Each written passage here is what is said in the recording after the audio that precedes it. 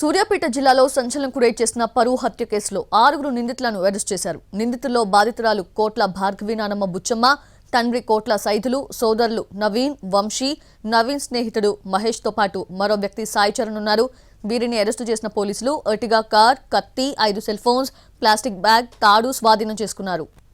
సూర్యాపేట జిల్లా పరువు హత్య కేసులో మృతుడు వడ్లమూరి కృష్ణ భార్య, కుటుంబ సభ్యులు ఆవేదన వ్యక్తం చేస్తున్నారు.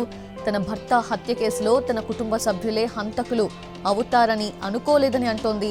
మృతుడు వడ్లకొండ కృష్ణ భార్య భార్గవి తన భర్తను చంపిన వారిని కఠినంగా శిక్షించాలని డిమాండ్ చేస్తోంది. నానమ్మ ప్రోద్బలంతోనే ఈ హత్య జరిగిందని భార్గవి చెప్తోంది. నానమ్మకు కుల పిచ్చి ఎక్కువని, ప్రేమించుకునే సమయంలోనూ కులం పేరుతో కృష్ణను దూషించేవారని తెలిపింది. పోలీసులపై నమ్మకం ఉందని, నిందితులకు శిక్ష పడాలని కోరుకుంటున్నట్టు భార్గవి తెలిపింది. ఖచ్చితంగా నా బంటికి జరిగినట్టే వాళ్ళకి జరగాలి, ఖచ్చితంగా వాళ్ళకు ఉరి శిక్ష పడాలి అని నేను అనుకుంటున్నా. వాళ్ళు మాత్రం ఉండొద్దు. లేదు వీళ్ళు ఇట్లా చేస్తారని నేను అనుకోలేదు. మంచిగా మాట్లాడింది మా అమ్మ, కానీ ఇట్లా చేస్తారని నేను అనుకోలేదు. నార్మల్గా అట్లా తిట్టిరు కదా, ఒక 1 year తర్వాత మర్చిపోతారేమో అనుకున్నా, కానీ ఇట్లా చేస్తారని నేను ఎక్స్పెక్ట్ చేయలేదు. క్యాస్ట్ ఫీలింగ్ మా నాయనమ్మకి ఎక్కువగా ఉంటుంది, చాలా ఎక్కువ. ఇక నేను ఇంటికాడ ఉన్నప్పటి నుంచి వాళ్ళు మన తక్కువ కులం అని చెప్పి చాలా తిట్టింది. ఆమె వల్లనే మొత్తం మా అన్నయ్యని అట్లా ఎందుకు అని పెళ్లి చేసుకుంది, అది మన పరువు తీసింది అని చెప్పి వాళ్ళని రెచ్చగొట్టింది. అందరూ నా బంటి లాగానే కావాలి, లేకుంటే మేము అట్లా చేస్తాం. వాళ్ళకి ఏం పోలీసుల మీద అట్లా చేస్తున్నారు, వాళ్ళకు కూడా మనీ ఇచ్చిర్రు అని చెప్పి టాక్ వస్తుంది బయట.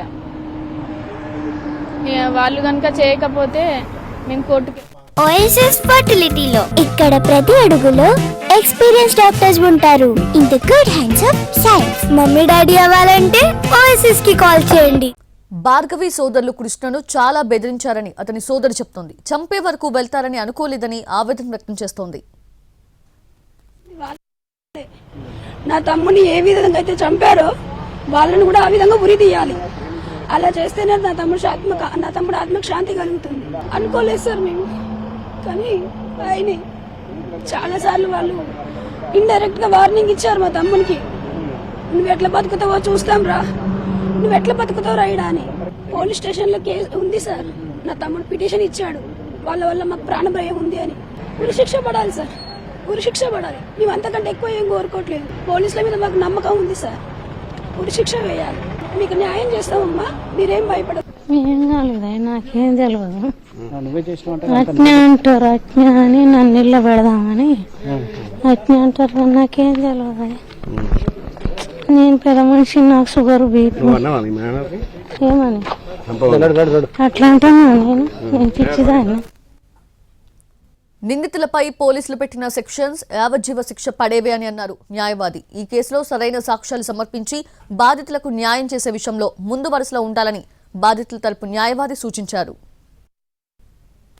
దీంట్లో మనకి ఐపీసీతో పాటు ఇప్పుడు బిఎన్ఎస్ఎస్ ప్రకారంగా మర్డర్కి సంబంధించిన సెక్షన్ దీంట్లో ఇంక్లూడ్ చేశారు. అదేవిధంగా ఎస్సీ ఎస్టీ నేర నిరోధక చట్టం కింద సెక్షన్ 3(2)V ని మనకు షెడ్యూల్డ్ అఫెన్సెస్ ఏదైతే బిఎన్ఎస్ఎస్ లో ఉంటుందో ఆ అఫెన్సెస్ ని ఇంక్లూడ్ చేశారు. కాబట్టి దీంట్లో ఏంటంటే ముఖ్యంగా పోలీసుల పాత్ర చాలా కీలకమైనటువంటి పాత్ర ఈ కేసులలో. ఎందుకనంటే చాలా అట్రాసిటీ కేసులు, చాలా కేసులలో కూడా ఎవిడెన్స్ లేక చాలా మంది కూడా అక్విటల్ అయ్యేటువంటి పరిస్థితి మనం